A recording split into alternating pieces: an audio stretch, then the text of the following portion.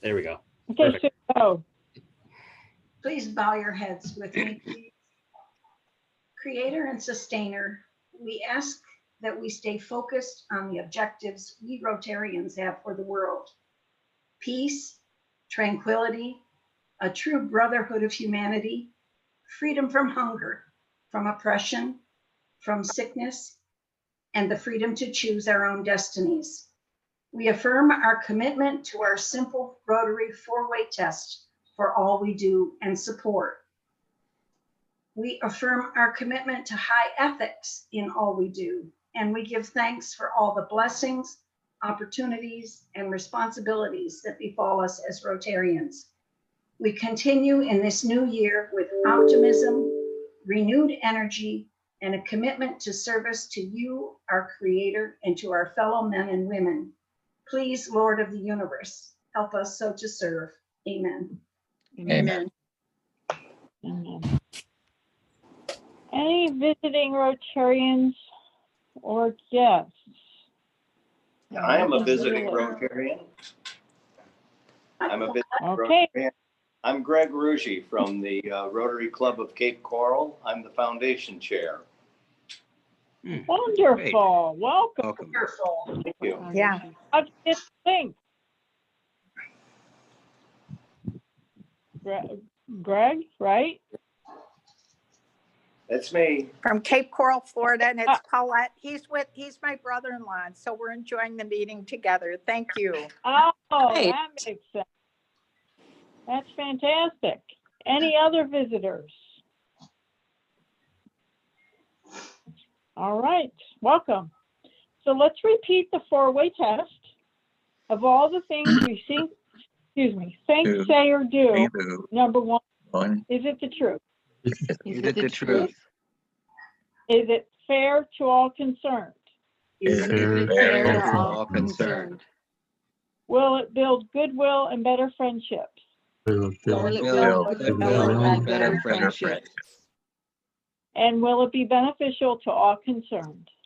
And will it be beneficial to all concerned? All right.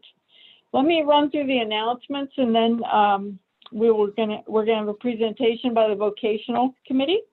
So I'd like to recognize Eric Harvey. He is our recorder today for the Rotarily Yours letter. I received an email update on a 2018 global grant that we are involved in. So I'm going to read that to you. And there's an option for having this Rotarian come present to us on it. It sounds interesting. So she says, "Hi, Joni. This is from Jackie Van Lankveld. She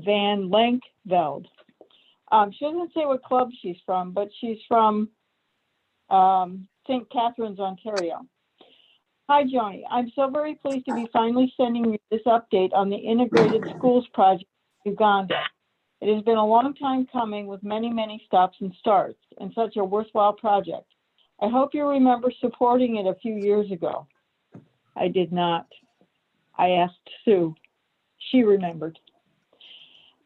Thanks to the generous contributions of 14 clubs in District 7090 and strong effort on the part of the Rotary Club of Nukumba to coordinate the entire project, we have now, as of December 31st, 2020, completed the main build of the school through global grant number Simple School Build Project.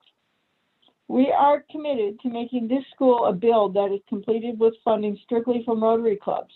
We have now finished the main part of the school just with funding from within 7090. A plaque with our club names and district will hang within the school. Our goal is for there to be a large rotary wheel at the entrance of the school for all to see as they pass by. This project will see benefits for years to come, and the doors will open on January 11th, 2021. Below, you will find the details as they have occurred since the onset of the project. She added some extra things. RI has commended the Rotary Club of Nukumba for their professionalism, their community relations, and their attention to detail related to budget. We have a well-founded partnership that bodes well for the next phase of the project. Please let me know if you have any questions or wish to continue to partner with us to complete the rest of the outbuildings. I would be very interested in being a speaker at one of your meetings to tell our story and show you what your club has achieved within our partnership, especially given that you were so generous enough to partner with us without having me come out when I first started. And now that meetings are virtual, you are all very accessible. I have lots of great pictures from my trip there when I went to Uganda to ensure it was a viable project. Thank you again for your partnership. So we could have her come speak to us if we'd like. We can keep that in mind. And the midwinter wine tasting event that we had on the 11th, that was a great success, I think. I think we had at least 40, 45 people there. I know we sold 20, so hold on, I asked Lisa for her number. She may have sent it to me. Let me see. No. Okay. I think we had at least 40, 45 people. Sold 27 kits of wine. And by the time we're done, we learned a whole lot of things about the history of Johnson Estate Winery, about wines in general, about Fred and Jennifer Johnson, very interesting people. And we probably made about $1,000 on that one small event. So thank you. I have special thanks for Kevin Sixby for getting the ball rolling after our board meeting when we talked about it. Sherry Kroll, Chris Anderson, and Russ Webb were instrumental in getting this online and getting the tickets sold online and the advertising through Facebook. And Lisa Goodell and Steve Sandberg were our delivery people. They handled the logistics, and it worked out just really well. And thank you to Vicki McGraw for providing the yummy pairings. It really made it just work out perfectly. And like I said, we raised about $1,000 for the RCJC SF coffers. So thank you to everyone who donated, whether you got wine or not. It was a good time. Any announcements from committee chairs?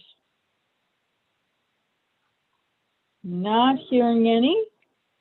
Please welcome Vocational Committee Chair Courtney Curatolo and her kitty cat. Hopefully she won't be too much of a distraction. Hi, everyone. I want to thank Steve Sandberg. He brought this idea to the vocational committee, and we are really happy to present to you today the Declaration of Rotarians in Business and Professions. This is a document that was created a long time ago. I'll tell you a little bit about it, but it has 8 points, and Steve and I are going to go over the points with you. We're going to give you some examples, and we just want you to think about this document as you go about your professional days coming up. So with that, the Declaration of Rotarians in Business and Professions was adopted by Rotary International Council on Legislation in 1989 to provide more specific guidelines for the high ethical standards called for in the object of Rotary. As a Rotarian engaged in a business or profession, I am expected to, point 1, consider my vocation to be another opportunity to serve. So when I moved to this area, I made it one of my goals to really learn about my new community. As I reached out to people to introduce myself as the new director of the Small Business Development Center, I used it as an opportunity to also introduce myself as an individual interested in becoming involved in my new community. I joined Rotary, and I try to participate in service projects when I'm available. I also became the chair of the vocational committee and hope we can go back to mock interviews soon. I also try to attend town and county government meetings and have now volunteered to join the county planning board. Once we can volunteer on a more regular basis in person, I hope we can all get more involved in the wonderful organizations helping to serve our community. Point 2, be faithful to the letter and to the spirit of the ethical codes of my vocation, to the laws of my country, and to the moral standards of my community. Point 3, do all in my power to dignify my vocation and to promote the highest ethical standards in my chosen vocation. And I'm going to hand it over to Steve. Sure. The next point is to always be fair to your employer, your employees, your associates, your competitors, customers, the public, and all those whom you have a business or professional relationship. As an architect, my clients would sometimes try to engage me and talk about a competitor of mine who they had previously executed a project. I was very careful not to get drawn into this type of negative conversation, as I felt that if a client saw that I was willing to gossip about others, that I might share opinions about them in the future. The next guideline is recognize the honor and respect due to all occupations which are useful to society. So watch those attorney jokes. The next guideline is to offer your vocational talents to provide opportunities for young people to work for the relief of special needs of others and to improve the quality of life in your community. When I was in high school, interested in the career of architecture, it was very difficult for me to talk to professionals in the field. I didn't even know what questions to ask. And when a college student, it was impossible to find a related summer job in this area. In my own practice, I made the time to talk to students interested in my field and offer summer internships for college students. Later, I had the opportunity through Rotary's Vocational Service Committee to conduct mock interviews for Jamestown High School students enrolled in the business program to help them prepare for their own careers. And I'll turn it back to Courtney. Thank you. Thank you, Steve. Adhere to honesty in advertising and in all representations to the public concerning my business or profession. So the organization I work for is a government agency, and therefore I have to abide by several laws and regulations. In doing so, I'm able to provide free and confidential services to small businesses in our 3-county region. And in our region, 98% of businesses are considered to be small businesses. My personal and professional goal is to help as many people and businesses succeed. I always do this with honesty and helpfulness. And our final guideline is neither seek from nor grant to a fellow Rotarian a privilege or advantage not normally accorded others in a business or professional relationship. So those are the guidelines of this document. We have shared it with Joni so it can be in the weekly Rotarily Yours, and I hope you'll read it and think about how you take these guidelines into account each day in your professions.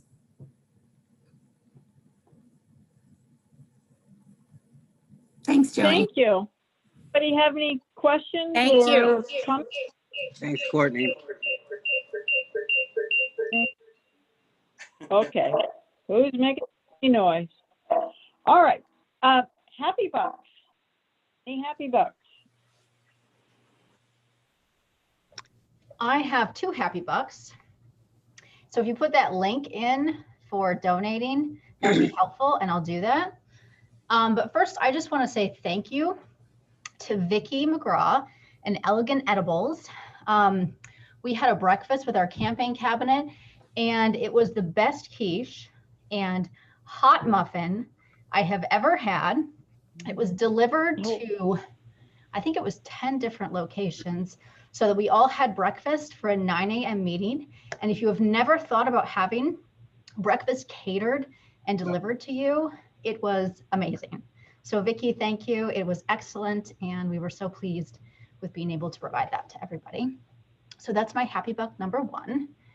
And the second one is that tomorrow we are going to be finally announcing the results of our 2020 campaign. You will have to follow us on Facebook in order to know what the final total ends up being, but I cannot thank enough all of the people that made that possible, the volunteers, our campaign chairs, many of them who are Rotarians, just the community partners, all the businesses that supported us. I'm not going to reveal the total, but I will tell you this: we have good news to announce. And that is all I'll say. So it's a very big Happy Buck. Wonderful. Wonderful. I got a Happy Buck. Others, Dave? Well, actually, it's kind of a question. I had an occasion to run into a young man last week that I had met briefly when he was the manager of Starbucks in Jamestown a few years ago, and then he ended up working in Walmart and managing there, and then he moved to Erie where he's the manager of that Starbucks, and he was he knows Marissa and I, and he was saying, you know, how do I get involved in community things? And I said, Rotary Club is a great shot for you. He's probably in his early 30s. He lives in Erie. And I guess I'm asking if anybody out there can give me some advice on plugging him into how many clubs there must be in Erie. I don't know, but he's a great guy. So it's just nice and refreshing to see someone that age who's just starting off in his business career to be interested in something like that. So anybody that can get to me and give me some suggestions, I would really welcome that. That's what RI wants us to do. They want us to hook up with young people and get them involved. They're pushing the Rotaract clubs. So if anybody can help David out, or at least point him in the direction of who runs the district over there even. Yeah, send me a note. I'm sure you, If you use I'm Club sure you Runner, I don't know if you ever use Club Runner, but you should be able to look it up, David. Yeah, I just thought Yeah. maybe somebody here, because we're so close to Erie, might have, you know, some personal connection with that to share with me. I'm from Erie originally, and I'll see what I can find out. I don't get up there as often as I used to, since Yeah. my parents are gone and everything, but I'll see what I can find out from some old friends and see Great, what. thanks, John. Thank you, John. any other happy bucks? I don't have a happy Yes, buck, but Mary. I guess I should have Oh. made this as an announcement. Next week, we will be honoring our February birthday members. And I would ask you, please go in and take a look at your page in Club Runner and make sure that everything's up to date. It makes things much easier and much less embarrassing for the person doing the honoring, so that we have your information correct. And update if you have a change in your Gmail or anything at all. Just make sure that your spouse, whatever, all the information is correct, please. And if you have trouble getting into Club Runner, you don't know how to do it, you can talk to me or Chris. Is there anybody else who's up on all that? I have an announcement. Whoa, oh, what's happening? Okay, Mary, do you have a happy Joni. buck?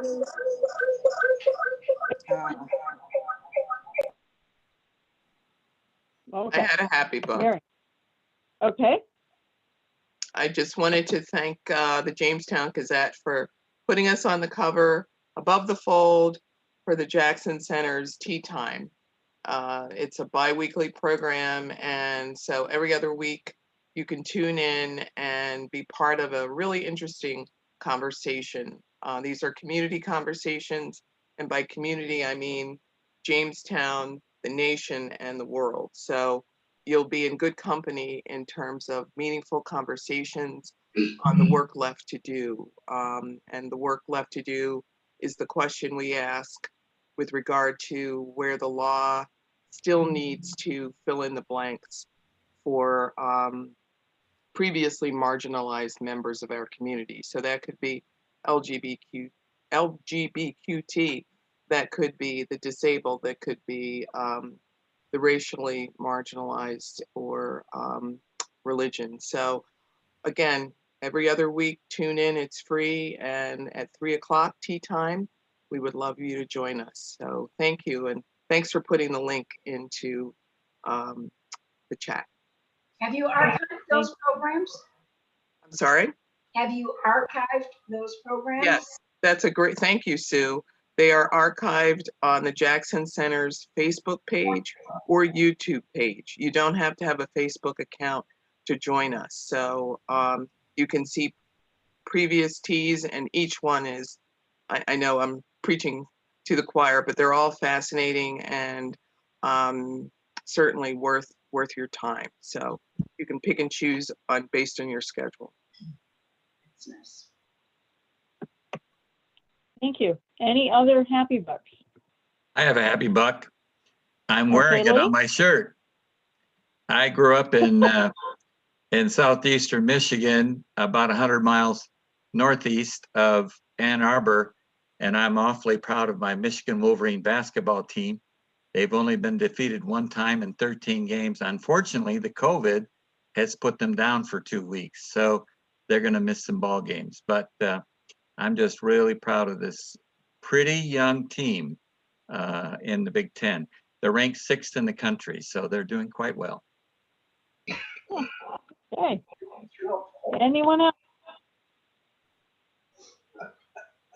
I think All Paulette's right. guest was trying to I say think something. Trying to do something.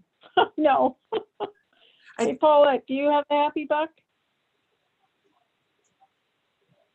She's either laying on the floor. I told her if they muted one of the devices, the feedback might stop. I'm not sure. Okay. Well, she can interrupt as time goes on, I guess. All right. In the interest of time, John, would you like to introduce our guest today? Okay, is Eddie on? Yes, he is. Oh, Oh, no, it's not working. I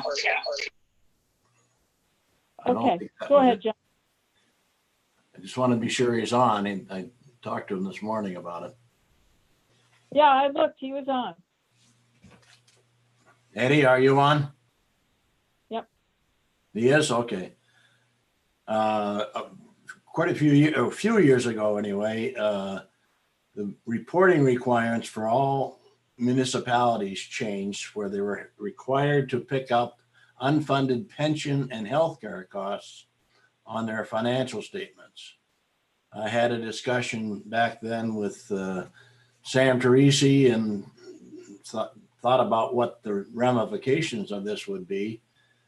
He didn't seem too worried at that time. However, we talked since then, a couple of years ago, and they have the effect, quite a bit of an effect on the city budget and all municipalities around. So what happens is that the healthcare costs have increased. City of Jamestown has lifetime pension payments and healthcare reimbursements, which with the retirements in Jamestown and with the additional healthcare costs, this has been a major factor in their budget. And they, at that time, were getting reimbursements from the state of New York. I don't see that happening, according to Eddie, our mayor now, and he is going to talk to us at least about that, but some other things that he has brought up. But the major problem now is either there's going to be a major tax increase, or there may have to be some kind of a, hopefully the worst thing would be a bankruptcy, but there's going to be a lot of that happening in the near future, I think, because of the effect of these costs increasing. So Eddie, if you're on, please.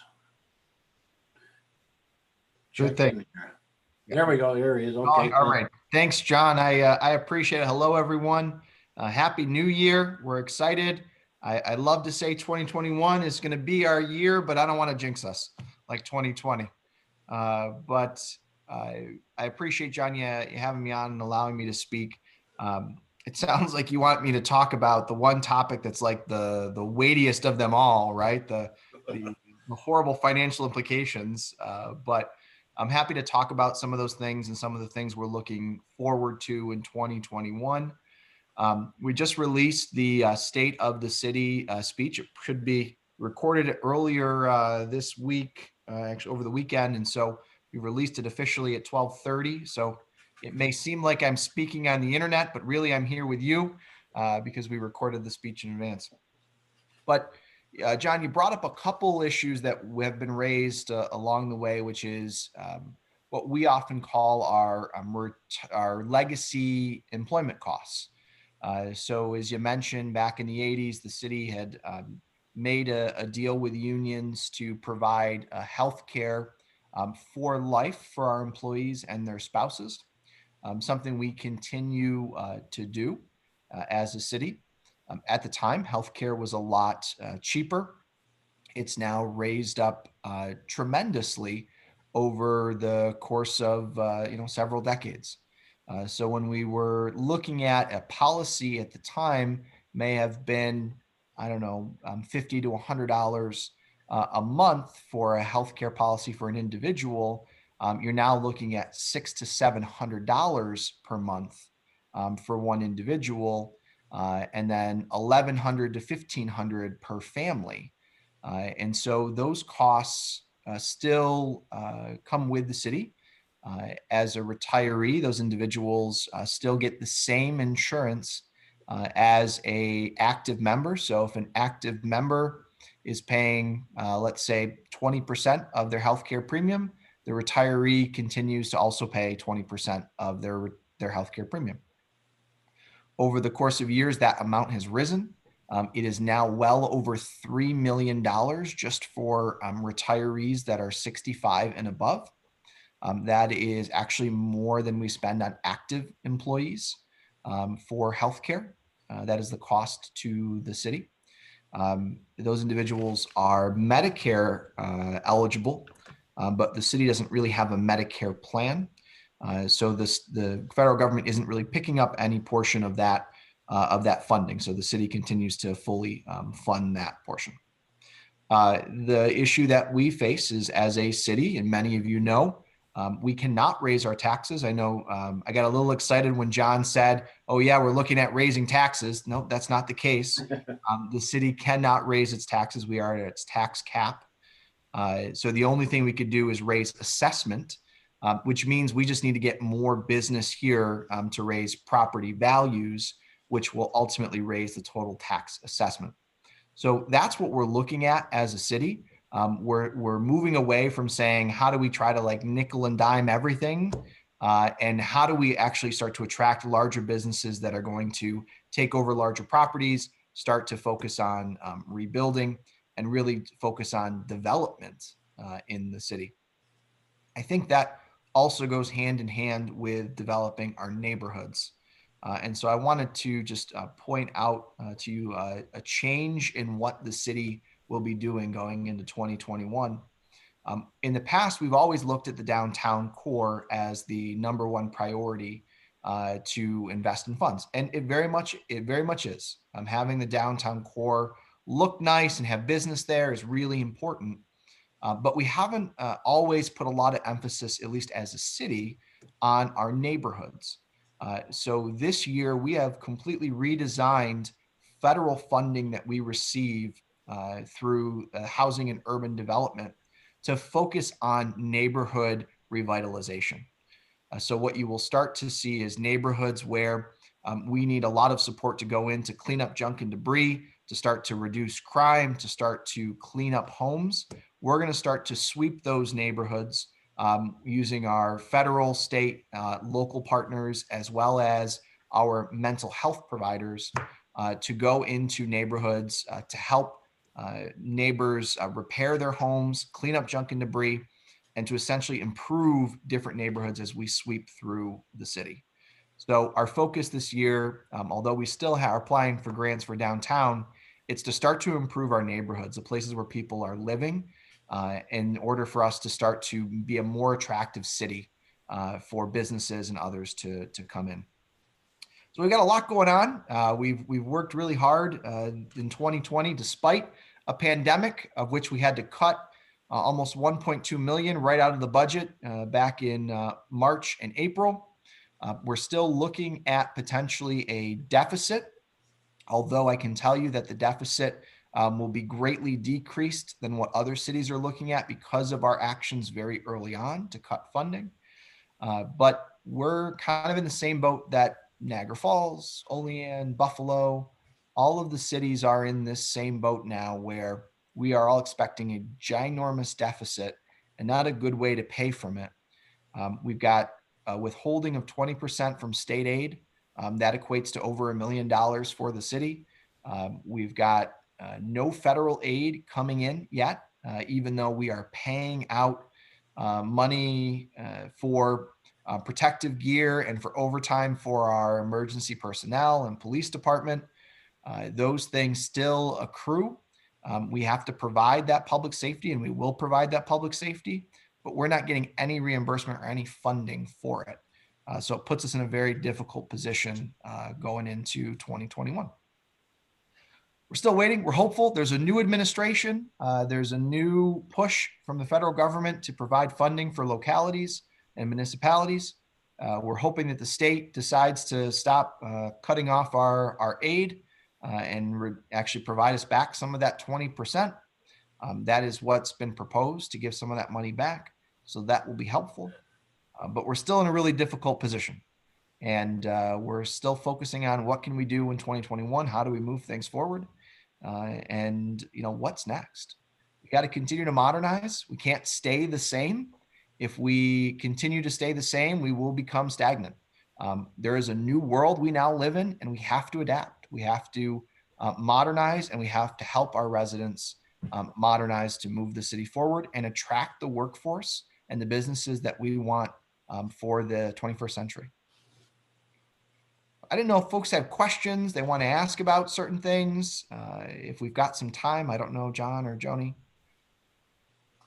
I remember that in discussions with the Sam Teresi, that the city did get, I think, $800 to $1 million reimbursement from New York State through Governor Cuomo. And I don't know that that's going to be helping out this year anymore, but what have you heard from that? So we've continued to advocate for the additional $1 million grant. The city normally gets between $4 to $5 million in normal state aid, just by virtue of us being a city. It's kind of a per capita aid. The state has in the past given us an additional $1 million for economic development and other grant funding opportunities. We were unsure of what was going to happen. I have confirmed after lobbying the governor's office that the city has been included in the executive budget rollout for the additional $1 million going into this. Eddie, can I have a ask you question. how many people are on that list of $3 million going out for insurance on a regular basis? And it's sort of a macabre question, but it's a real one. What is the attrition rate on that list? So we have just over 300 retirees that are 65 plus on our healthcare plan. We have just over 200 active members that are active employees or under 65 that are also on our healthcare plan. So a little over 500 total. Now you're saying about attrition. We normally, and I know it is a macabre answer, and you're right, we normally lose anywhere from 3 to 5 individuals a year from that list. Thank you. But Eddie, are you saying we're continuing to do that? I know, so there's no change in that. So in other words, we're just going to keep up with that policy. So attrition doesn't really matter, does it? That has been the policy for a very long time. There are 5 bargaining units, 5 unions in the city. All except 2 have removed that provision from new hires. Oh, okay. Okay. So there are 2 units, both police and fire. As we continue to hire more, they still receive lifetime healthcare benefits. The other bargaining units, as of about 2 years ago, anyone who was hired after, I believe it was 2017 or 2018, depending on the contract, would only get healthcare up till age 65. So of that $3 million, how much of the city budget does that really account for in percentages? I forgot the city budget. Sure. Healthcare costs are our largest percentage of money that goes out for every dollar you pay in taxes. The majority of it goes to healthcare costs for both retirees and active employees. I don't have the percentage offhand. I could try to pull it up. It is on the city's website, but I'll try to look for it, David. Okay, well, that's fine. You mentioned $3 million, and I thought that didn't seem like a huge amount of the budget. $3 million is just for our 65 plus population. And our overall insurance costs are around 6 to 7 million. When you add in dental, vision, healthcare, all of those things, we're both active and retirees. The city's budget overall is 35 million. Right, I think about 85% of our money goes to salaries and healthcare, right? I got that right? Something like that. I don't have the exact number, but Okay. majority. All right, well, thanks. Yeah, of course. Mayor? Yes, Sue. Thank you for your presentation. My question is, who actually has the responsibility for downtown retail development? Go ahead, Eddie. Okay, I didn't know if she was still talking. No. So downtown retail development, I wouldn't say there's anyone that has a responsibility. However, it's usually works in conjunction with, at this moment, just to give you a snapshot, we look at the City Development Office, we look at the Jamestown Renaissance Corporation, we look at the Gabby Foundation, and we look at the IDA. All seem to have a hand in downtown development in some way or another. Okay, and is that active now? All of that? All of those are active. They may not have active programs to entice more individuals for downtown shop space, I would say. I think we found it very difficult right now to entice a business to open up a physical shop space, especially downtown. But they are still active and we are still recruiting. The city itself just applied for a pretty significant Main Street grant that would help to repair buildings going down the 2nd Street corridor. So all the way to the high school. So going from North Main all the way to the high school. So we are working on that as well as a couple other grant programs for the downtown area.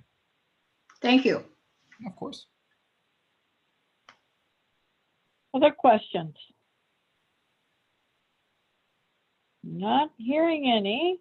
Anything else you'd like to tell us, Mayor Sundquist?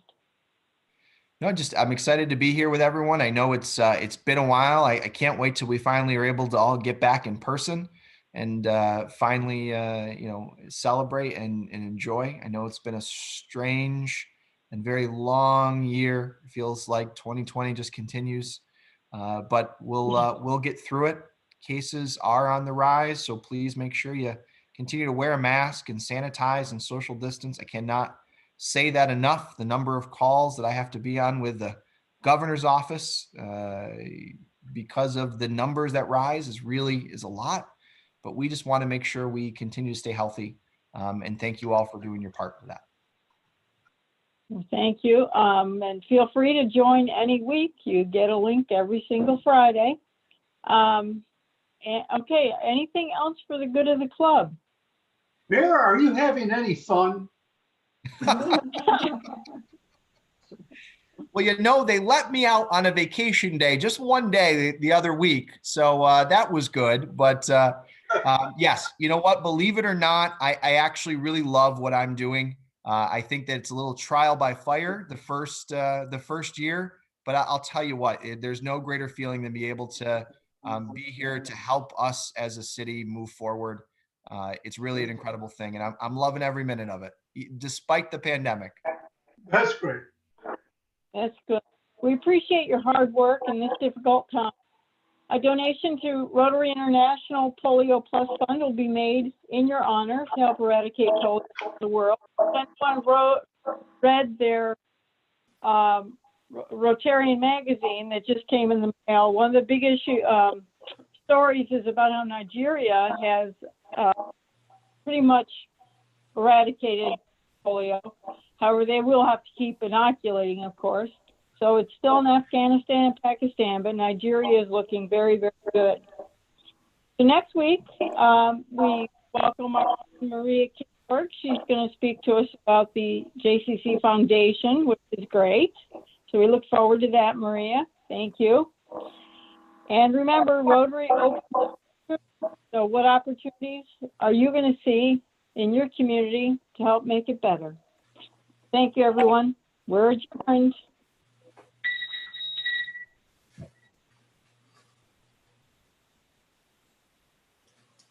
Thanks, Joni.